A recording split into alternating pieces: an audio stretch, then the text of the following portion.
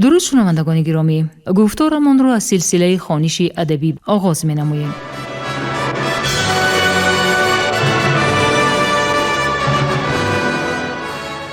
با توجه شما کتاب کسینوفونت تحت عنوان کروشنامه در ترجمه، تحریر، سرسخن و توضیحات دکتر علم‌های فلسفه پروفسور رمضان نظریف در قرائت کارمند شایسته تاجیکستان علیزاده عبدالرشید خوجمقل تقدیمتان می‌گردد. گفتار 39. سلسله مذکور با هدایت و دستگیری اساسگزار صلح و وحدت ملی پیشوای ملت پرزیدنت جمهوری تاجیکستان محترم امامعلی رحمان به چاپ رسید.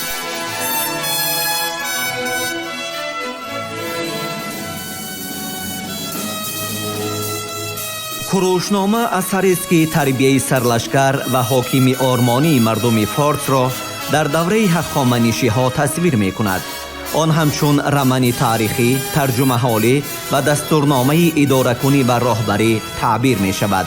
در آن در برابر هنرهای جنگی و لشکرکشی و صنعت جنگ و محاربه‌ها، همچنین دستورهای سیاسی و اخلاقی در آمیزش با قصه های مردمی، ترجمه حالی و تخیلات بدیعی تصویر می‌یابد که اکثر آنها در دایره طبقه برگزیده افینه صورت گرفته است. همچنین کروشنامه درباره خصلت و سیرت کوروش بزرگ معلومات می‌دهد.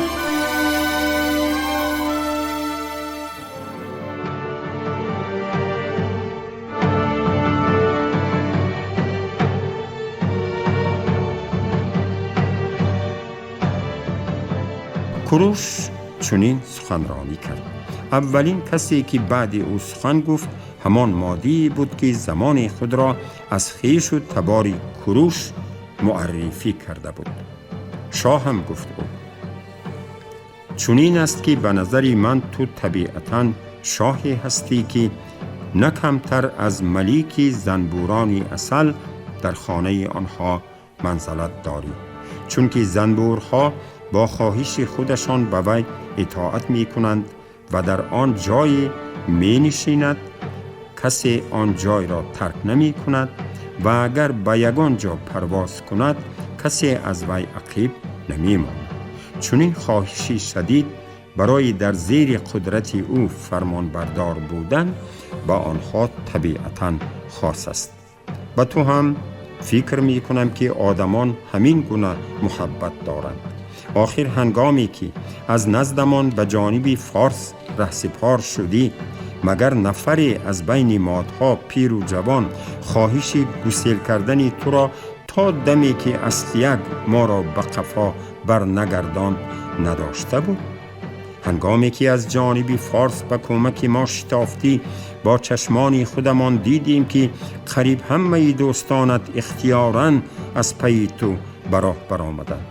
بعدتر وقتی می‌خواستی که به سوی این نواحی با محاربه حربی حرکت کنی، همه مادها اختیاراً تو را همراهی نمودند. امروزها ما به تو آنچنان باوری داریم که همراهت حتی اگر در کشوری دشمن باشیم هم از هیچ چیز نمی ترسیم و بی تو باشد از حرکت نمودن با راهی بازگشت ترس و هراس داریم. دیگران خودشان میگویند که چگونه رفتار خواهند کرد، ولی من کوروش همراهی آدمانی که در زیر فرمانی منند همراهی تو خواهم ماند و مثل پیشترت تیارم که متوجه تو باشم و التفاتت را قبول کنم. بعد او تیگران سخنرانی کرد. کوروش گفت او تو می توانی در حیرت نمانی که اگر من از این پس هم خاموش باشم، زیرا که روحم کیها به گونه ساز گرفته است که هر یک فرمانت را نه محاکمه بلکه بجا می آورم.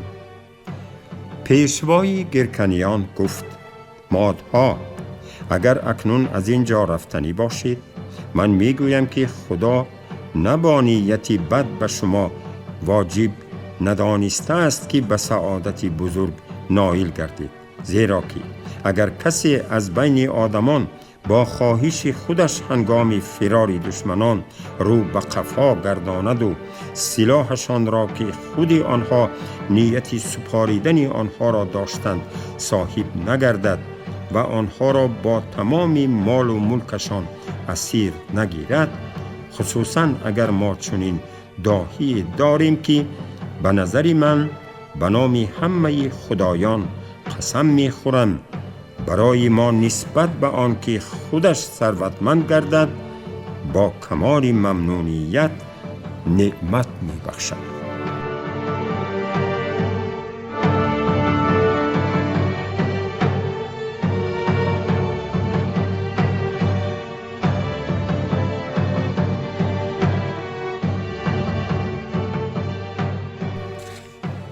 همین که وی سخنش را به آخر رساند، تمام مادها با یک آواز به زبان آمدند: کروش، تو ما را به این کارزار بردی و چون وقتش فرا می رسد ما را باز خودت بر می گردانی.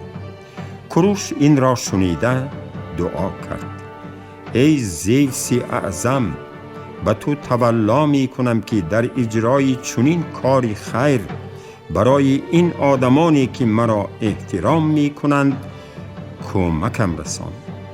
پس از آن وی به جنگاوران دیگر با گذاشتن پاسبانها در دیدبانگاه ها اجازت داد که به کارهای شخصیشان مشغول شوند و به پارسها باشد فرمود که خیمه ها را گشایند و بهترین آنها را برای سوارگردهای نظامی و برای سربازان پیاده‌گرد جدا کنند.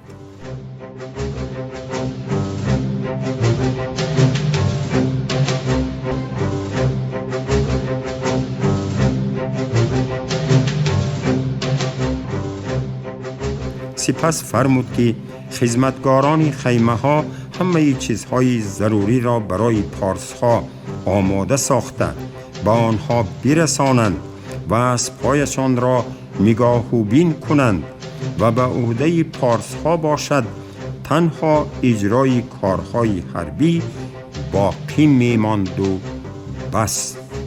با چنین مشغولیت ها آنها تمام آن روزشان را سپری نمود.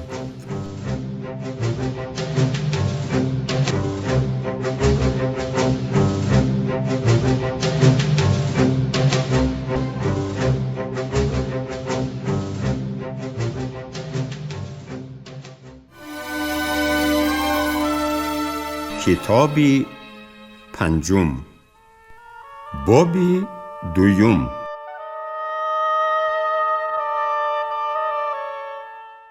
روز دیگر صبح بر وقت از خواب خیسته آنها به نزد گابری رفتند.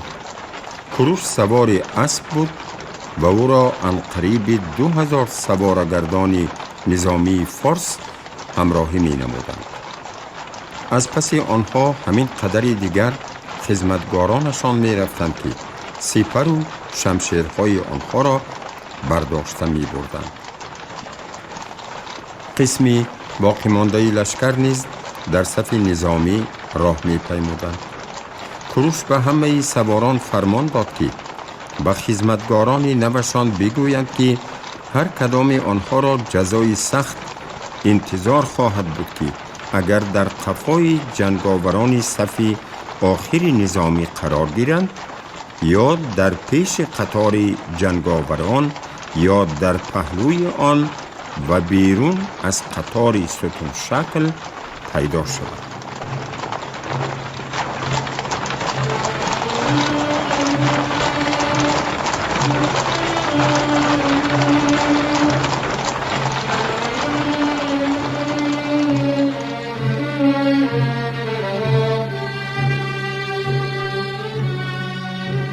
بیگاهی روز دوم آنها به ملک‌های گابری رسیده باوری حاصل کردند که قلعه سخت مستحکم گردیده در دیوارهای آن همه چیز برای رفع هر گونه هجوم تیار کرده شده است.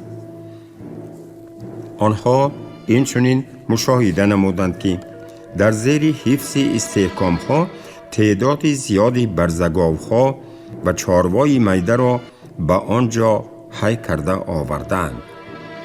در این میان گابری به نزد کروش قاصدی را با پیشنهاد درباره آن فرستاد که گرد و اطراف را دو زند و ببیند که راه آسانترینی رسیدن به قلعه در کجاست و به قلعه باشد به نزدش شخصی را از حساب آدمان باوری بخشش ارسال نماید که همه جا را تماشا نموده از آن چی دیده بودند به او نقل کنند. کروش حقیقتاً می‌خواست ببیند که آیا قلعه را با هجوم گرفتن ممکن است و یا مبادا که گابری فریبگر نباشد و پس به گرد استحکام ها گشته مطمئن گردید که قلعه ها در همه جا بر ضد حمله ها مستحکم و استوارند. از جانب دیگر آنهایی را که او به نزد گابری فرستاده بود خبر دادند که در داخل آن به حد ذخیره بسیار جمع آورده شده است که شاید برای گروه سربازان قلعه برای یک عصر بسنده خواهد بود. کروش به تشویش افتاد که این همه چی معنا دارد، اما بعد خودی گابری از قلعه به نزد او بیرون برآمد و همه آدمانش را هم بیرون آورد که بعضی هایشان می، نان جو و آرد گندم می آوردند و بعضی دیگرشان گاو و بوز، گوسفند و خوک را رانده می آمدند و عموماً همه مواد غذایی همراهشان بود.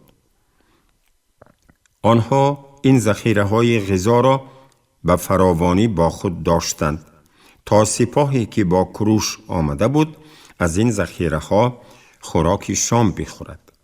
آدمانی که در این وظیفه مسئول بودند فوراً به جدا کردن ذخیره و تیار کردن خوراک شام شروع نمودند.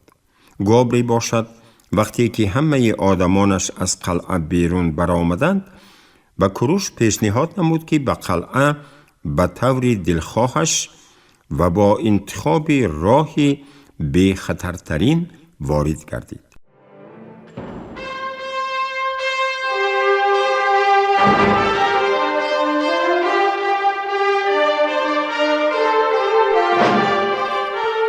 کروش به آنجا قبلا جاسوسان و یک قسمی باقی مانده لشکر را فرستاده از پس آنها به سوی قلعه روان گشت.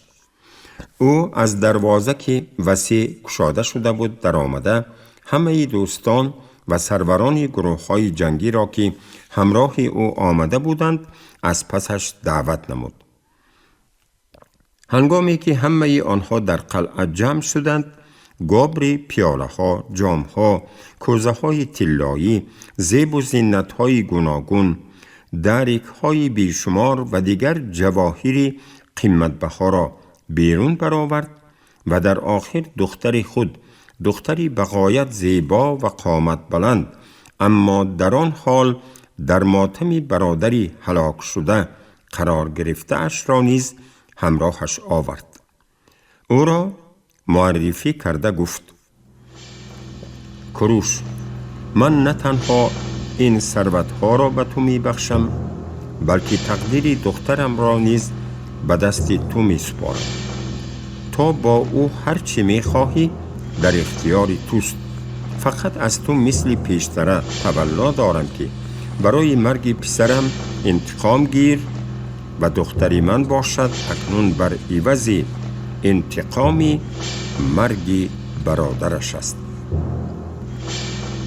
به این سخنانش کروش پاسخ داد: پیش از این هم به تو وعده داده بودم که اگر از جانب تو فریب و نیرنگ نباشد من به قدر امکانم به جای تو انتقام خواهم گرفت.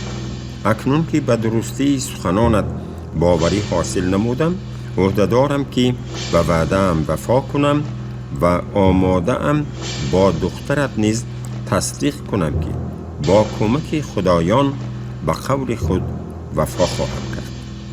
من این جواهرات را قبول می کنم ادامه داد او. اما آنها را به دخترت و به کسی که او را به زنی میگیرد میبخشم. با وجود این من در بساطم یک هدیه را باقی میمانم. هدیه‌ای که به عوض آن من راضی نمی شوم که نه ثروت بابل هر قدری که آن نباشد، نه حتی گنجینه های تمام عالم را به عوض آن اشیایی که به من هدیه کردی قبول کنم.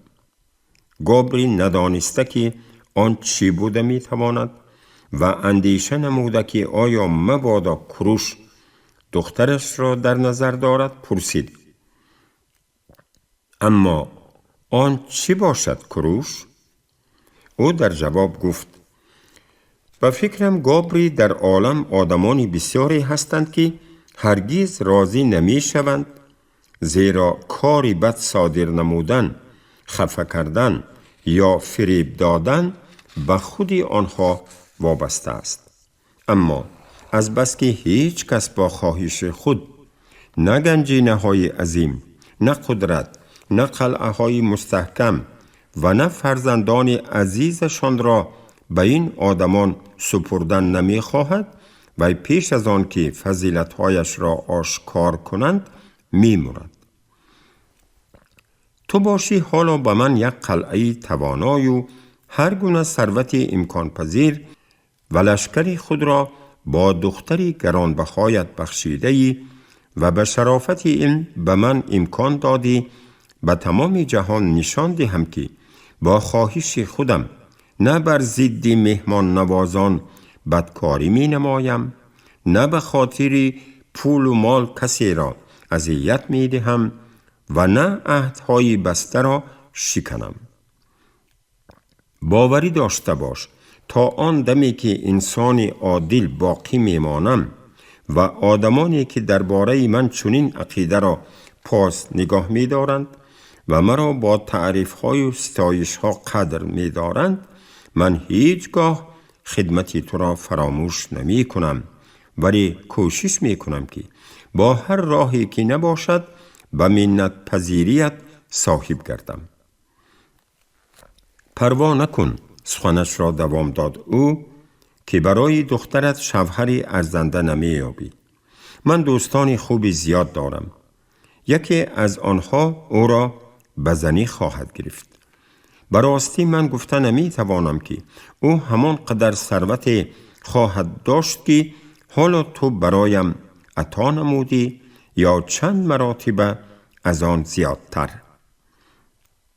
به هر صورت می توان مطمئن باشی که در بین آنها نفرانی پیدا می شوند که تنها به خاطر ثروتی که به آنها می دهی تو را بیشتر احترام خواهند کرد.